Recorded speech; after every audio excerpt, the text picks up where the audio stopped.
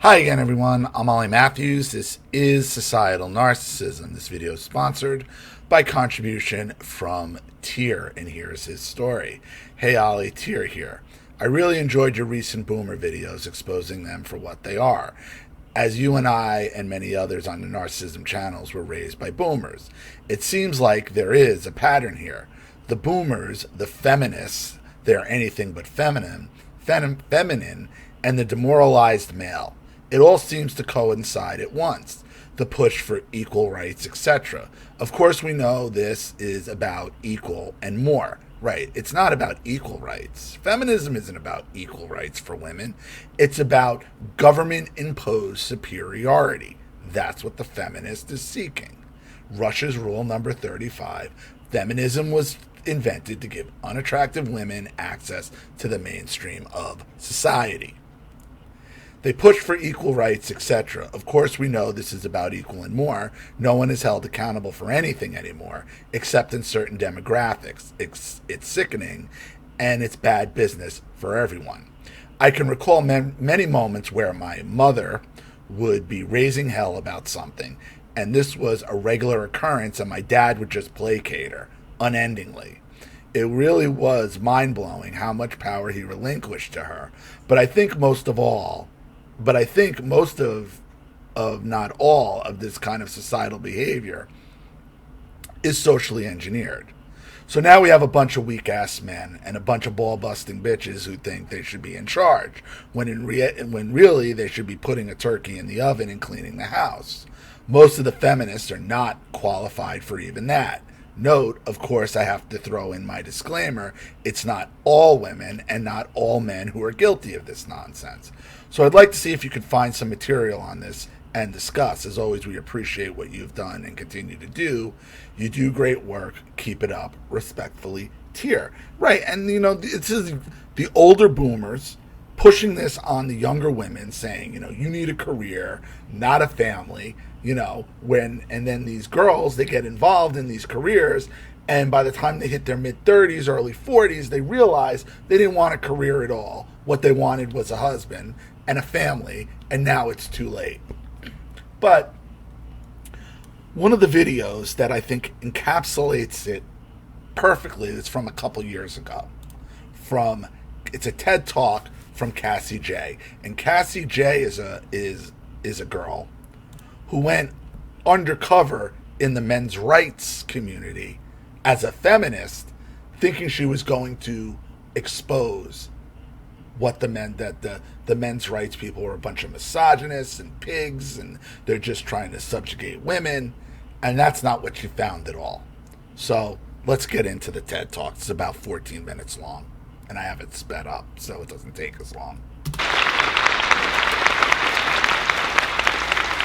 And understand, this girl is hated now. Hated by the feminists. In 2013, I decided to meet my enemies. I was a 27-year-old award-winning documentary filmmaker and a proud feminist, and I was determined to expose the dark underbelly of the men's rights movement. At that point, all I knew of the men's rights movement was from what I read online, that it's a misogynistic hate group actively working against women's equality. While the vast majority of my previous work was about women's issues. I directed documentaries about reproductive rights, single motherhood, and the need for more girls to get into STEM education. So when I learned that no one had ever documented the men's rights movement in a film before, I saw it as an opportunity to continue fighting for women's equality by exposing those preventing it. So for 1 year, I traveled North America, meeting the leaders and followers of the men's rights movement. I spent anywhere from 2 hours up to 8 hours interviewing each individual men's rights activist, also known as MRA. And I filmed 44 people total. And there's an important rule in documentary filmmaking. As an interviewer, you do not interrupt. So I'm asking questions, and I'm getting their full life story. And in the moment, I didn't realize it. But now looking back, I can see that while I was conducting my interviews, I wasn't actually listening. I was hearing them speak, and I knew the cameras were recording, but in those moments of sitting across from my enemy, I wasn't listening. And notice the idea the conclusion she already went into this with. The man is the enemy. As a feminist, this is what they are. As feminists, this is what they are taught, that automatically men are the enemy. What was I doing? I was anticipating. I was waiting to hear a sentence, or even just a couple of words in succession that proved what I wanted to believe, that I had found the misogynist, the ground zero of the war on women. A couple of times I thought I had it. There was one men's rights activist that said to me, "Just walk outside and look around. Everything you see was built by a man." Ooh, his statement felt anti-women. But is it wrong? It might feel anti-women, but is it wrong? If men just decided one day, because you know how women, there's this thing, women going on strike, and they're all going on strike. Go ahead. What would happen to society if men collectively, all men just decided to say, okay, you think you can live without men? Good luck. We're not doing shit. What would happen? What would happen? Who's coming to put out your fires? Who's responding to your police calls? Who's picking up your trash? Your power goes out? Don't call a man. Who's coming to fix power lines? Trees down? Who's coming to cut up the trees? The sewers are backed up? Who's coming to go work in the sewers? Oh, you need a bridge built? Who's coming to build the bridge? Who's building the houses? Who's building the skyscrapers? Is it women? Are women doing this? Can they do it? If men just as a collective decided to say enough is enough, society comes to a grinding halt. I felt my jaw clench, but I sat quietly, as a documentarian should, while removing all the space between my upper and lower molars. After my year of filming, I was reviewing the 100 hours of footage I had gathered, replaying and transcribing it, which, believe me when I say, no one will ever listen to you more than someone who transcribes your words. You should write that down. So I was typing out every word meticulously, and through that process, I began to realize that my initial knee-jerk reactions to certain statements weren't really warranted, and my feeling offended didn't hold up to intense scrutiny. Never does. Feminism never holds up to scrutiny because it's based on a lie. It's based purely on emotion, and feminism in itself is a lie. It is not seeking equality. It is seeking government-mandated superiority. That's why it doesn't work. Was that statement about men having built the skyscrapers and the bridges anti-women? I thought, well, what would be the gender reverse scenario? Maybe a feminist saying, just look around. Everyone you see was birthed by a woman. Wow, that's a powerful statement. And it's true. Is it anti-male? I don't think so. I think it's acknowledging our unique and valued contributions to our society. Right. Men and women are different. We have different functions in a functioning society. Well, luckily... Well, you can't say today that men can't give birth. I mean, this is 2023. She is a transphobe, obviously. While I was making the Red Pill movie, I kept a video diary, which ended up tracking my evolving views. And in looking back on the 37 diaries I recorded that year, there was a common theme. I would often hear an innocent and valid point that a men's rights activist would make, but in my head, I would add on to their statement a sexist or anti-woman spin, assuming that's what they wanted to say but didn't. So here are two examples of how that would go. A men's rights activist in MRA would say to me, there are over 2,000 domestic violence shelters for women in the United States, but only one for men. Right. Yet multiple reputable studies show that men are just as likely to be abused. I would hear them say, we don't need 2,000 shelters for women. They're all lying about being abused. It's all a scam. But in looking back on all the footage I'd gathered of men's rights activists talking about shelters, and all the blogs they've written, and the video live streams they posted on YouTube, they're not trying to defund women's shelters, not at all. All they're saying is that men can be abused too, and they deserve care and compassion. And the problems has become worse and worse as feminism has become more and more mainstream. There are plenty of violent women out there. You look at the domestic violence statistics, lesbian couples are more likely to be involved in domestic violence than straight couples. I mean, it's a close number, but lesbian relationships are violent. They're number one in statistics for domestic violence. So what does that say about feminism? What does that say about the nature of women? Second example, a men's rights activist would say to me, where is justice for the man who was falsely accused of raping a woman? And because of this accusation, he loses his college scholarship and is branded with the inescapable title of rapist. I would hear them say, a woman being raped isn't a big deal. Because that's how she was trained to think, with no regard to ruining a man's life. Because that's the goal of feminism, is destroying men. For what purpose? I don't know, because once you've destroyed all the men, then what? Who's building your infrastructure? Who's building your stores? Who's making your clothing? Who's making the things that you want? Who's inventing your phones and your technology? It's primarily men. If all men walk away, then what? Then what? It's as if I didn't hear the word falsely accused of rape. All I heard was he was accused of rape. Of course, rape is a big deal, and all the men's rights activists I met agreed it is a horrible thing to have happened to anyone. I eventually realized what they're saying is they're trying to add to the gender equality discussion who is standing up for the good-hearted, honorable man that loses his scholarship, his job, or worse yet, his children. Right. And that just goes to show you feminism isn't about equality, it's about superiority. Because he's accused of something he absolutely did not do. Well, I couldn't keep denying the points they were making. There are real issues. But in my effort to avoid agreeing with my enemy completely, I changed from putting words in their mouth to acknowledging the issue, but insisting they are women's issues. So here are two examples of how that would go. A men's rights activist would say to me, men are far more likely to lose their child in a custody battle. Yep. And I would counter, well, because women are unfairly expected to be the caretaker, it's discrimination against women that women get custody more often.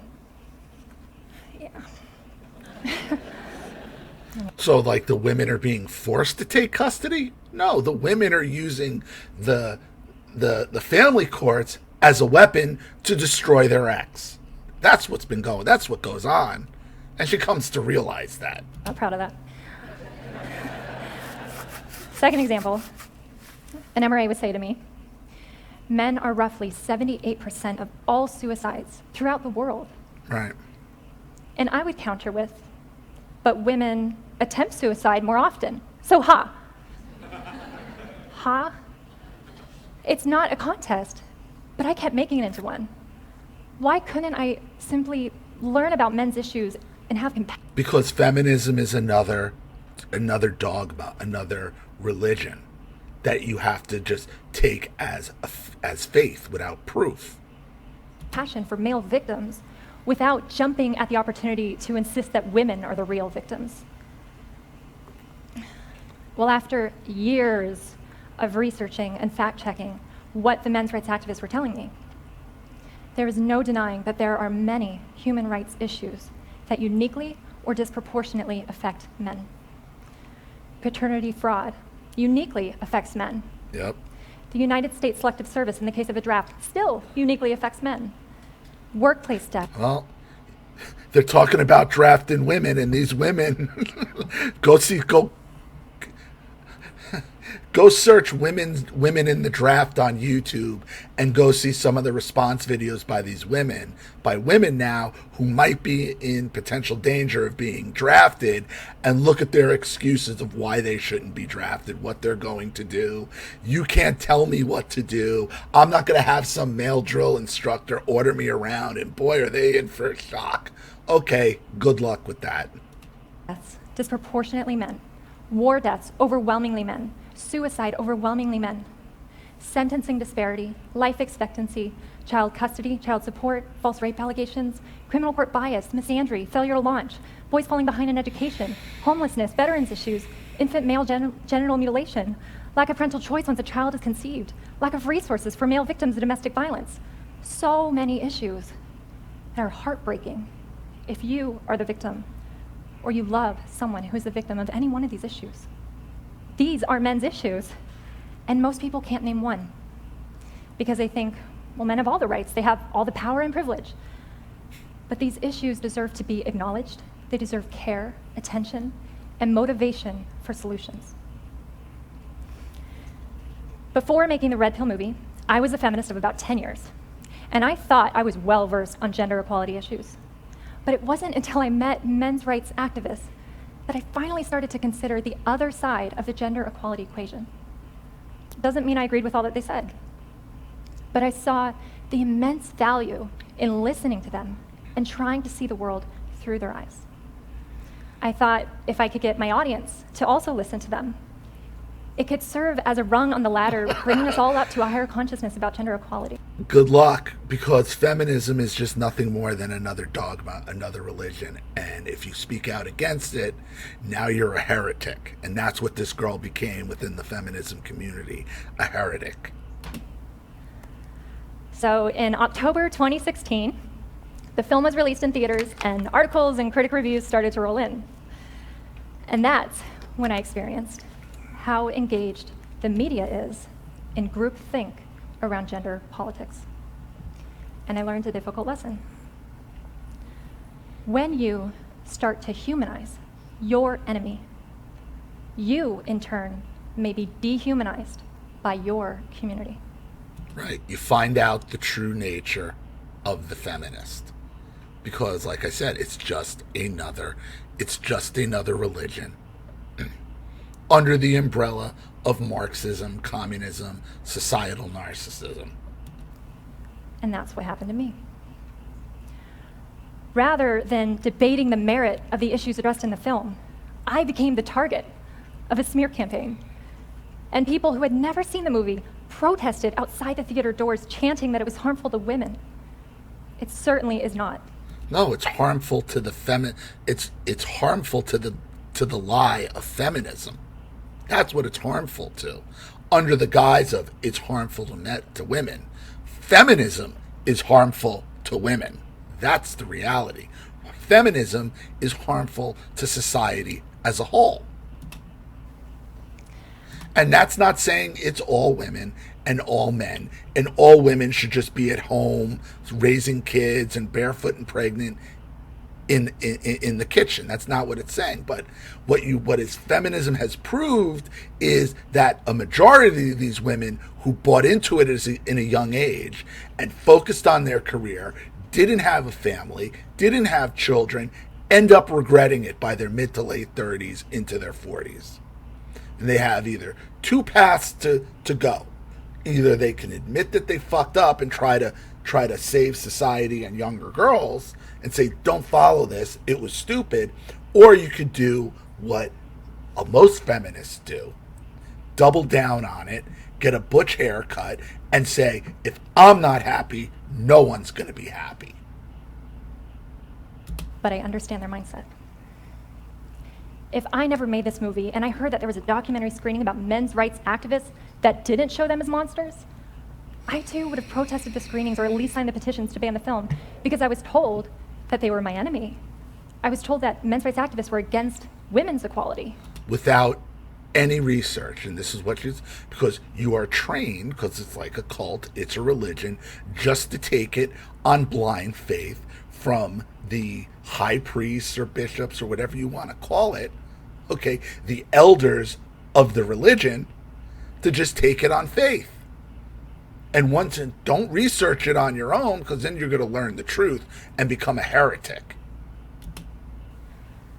But all the men's rights activists I met support women's rights and are simply asking the question, why doesn't our society care about men's rights?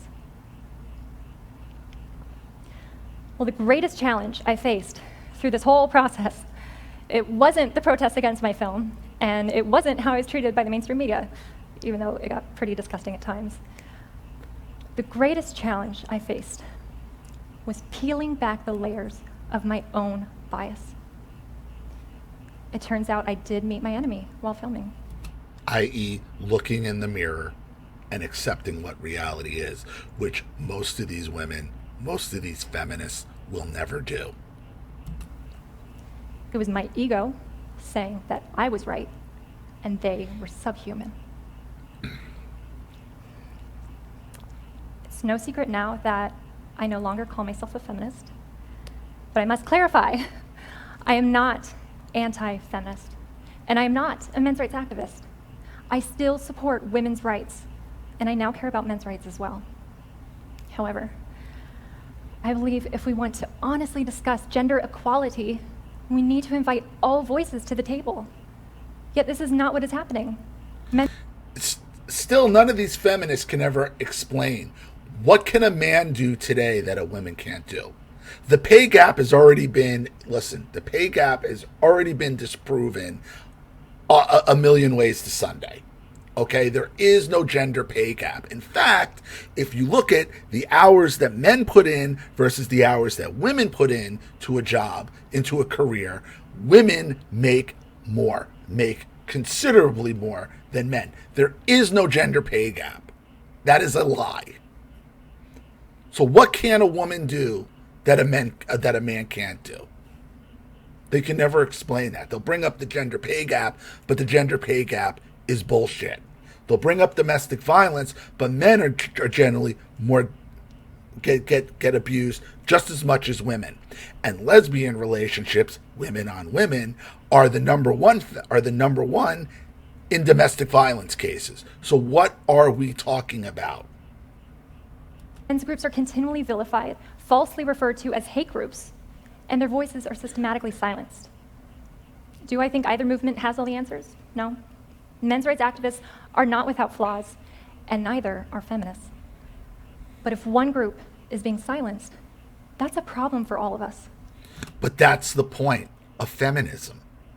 It's not equal rights, it's government-implemented superiority. It's superiority at the end of a government agent. You will do this, or else you will X, Y, and Z. Go to prison, lose your job, lose your family, lose your reputation, lose everything. If I could give advice to anyone in our society at large, we have to stop expecting to be offended, and we have to start truly, openly, and sincerely listening. Well, and offense is a holy sacrament of feminism, as is abortion. Just is what it is. That will lead to a greater understanding of ourselves and others, having compassion for one another, working together towards solutions, because we all are in this together. And once we do that, we can finally heal from the inside out. But the feminist doesn't want equal rights, they want superior rights.